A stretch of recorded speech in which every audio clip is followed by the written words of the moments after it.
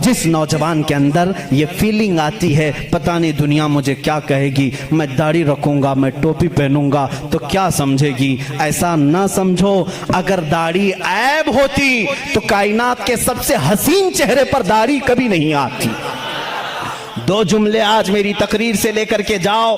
दुनिया में सबसे ज्यादा हसीन किसको समझते हो? किसको समझते हो?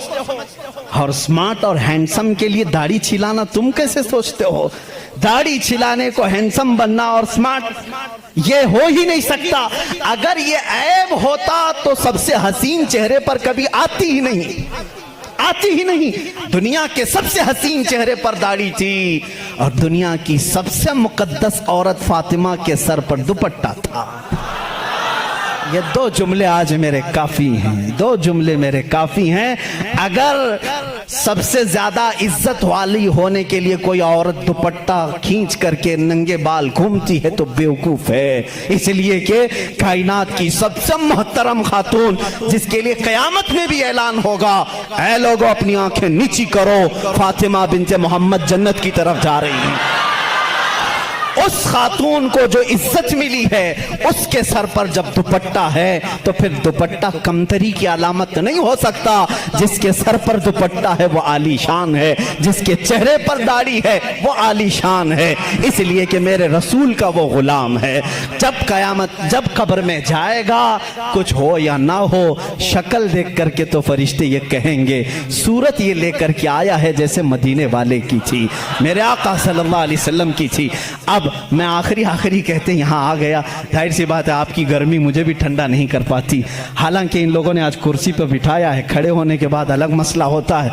बहरहाल आखिरी अब मैं हकीकत में कर दूं, हमारा एक और भी मिजाज हम देखते हैं। मैं कल परसों ही एक कह रहा था, आपने देखा कभी हम लोग किसी को बहुत ही इज्जत देते हैं, जैसे दूल्हे को बुलाते हैं, सेहरा उसका है, कुर्सी उसकी है, जो मेन महफिल का है उसको। लेकिन एक और इज्जत हमने देखा है, एक और इज्जत, मकाम है, मर्तबा, शादी है तो इज्जत की समझ में आ गया। आज प्रोग्राम था, मेरी इज्जत की समझ में आ गया, तकरीर सुनना है और दूसरों को किसी को बुलाया गुलपोशी के लिए, घर में मीटिंग है, इज्जत की समझ में आया।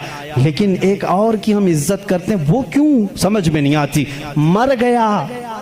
मर गया, जान चली गई, लेकिन सारे मुसलमान इज्जत करने लग जाते हैं। अपने हाथों से नहलाया, बहुत गर्म पानी ना नहलाना, हल्का, बहुत ठंडा भी नहीं, मीडियम, अच्छा कपड़ा जो ईदों में पहनता था, ये मेरे मुस्तफ़ा की तालीमात है, वो पहनाओ, निहायत सफेद हो, कोई दाग ना हो, इत्र लगाओ, बदबू ना आने पाए, सुरमा लगाओ, खूबसूरत लगे, उसे काफूर में रखो ताकि कोई उसके अंदर बू भी ना आ सके। और खींच करके नहीं ले जाना, उठा कर ले जाना, कंधों पर उठाकर ले जाना, और फिर सुन्नी हो तो फूल डाल करके ले जाना, फूल डाल करके ले जाना, और आराम से धक्के ना देना। और फिर यहां तक कहा गया जनाजे के आगे मत चलना, उसे सबसे आगे रखना। ये इतना एहतराम। मर गया भाई, अब दुनिया में उसका क्या काम है? क्यों इतनी इज्जत? नहला रहे हो, पहना रहे हो, खुशबू लगा रहे हो, सुरमा लगा रहे हो, फूल पहना रहे हो, अब कहां उसकी शादी? कांधे पे उठाकर ले जा रहे हो। तब हमें बुजुर्गों ने फरमाया, नादान, इसकी ये इज्जत इसलिए है आज ये रात में जा रहा है जलवा रसूल देखने के लिए।